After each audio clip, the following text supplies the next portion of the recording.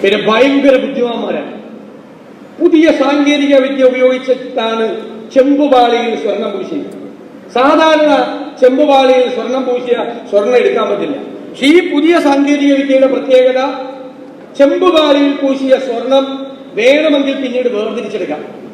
അപ്പൊ അടിച്ചു മാറ്റാനുള്ള സാങ്കേതിക വിദ്യ ആദ്യം തന്നെ ഫലപ്രാപ്തിയിൽ എത്തിച്ചുകൊണ്ടാണ് കൊണ്ടുപോയത്.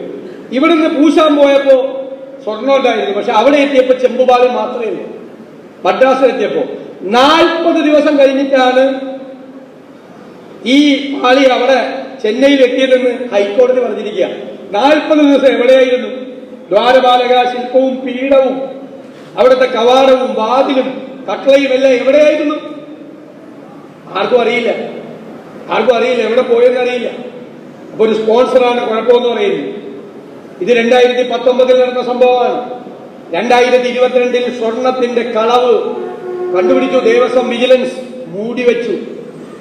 ദേവസ്വം മന്ത്രിമാരും ദേവസ്വം ബോർഡ് പ്രസിഡന്റും ഒക്കെ അടക്കം മൂടിവെച്ചു.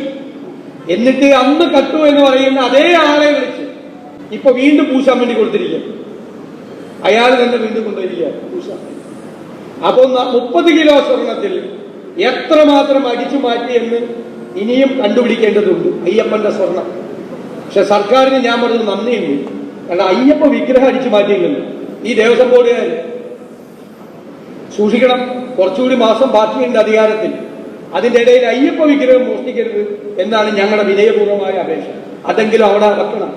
ഭക്തരെ മുഴുവൻ ഈ കപട ഭക്തി ഇപ്പൊ വെളിച്ചത്ത് വന്നിരിക്കുകയാണ്. 2 ദേവസ്വം ബോർഡ് മന്ത്രിമാരും 2 ദേവസ്വം ബോർഡ് പ്രസിഡന്റുമാരും ഇതിൽ ഉത്തരവാദികളാണ്. അവർക്കെതിരായി ഹൈക്കോടതിയുടെ മേൽനോട്ടത്തിൽ അന്വേഷണം നടത്തണം എന്ന് ഞങ്ങൾ ആവശ്യപ്പെടുകയാണ്.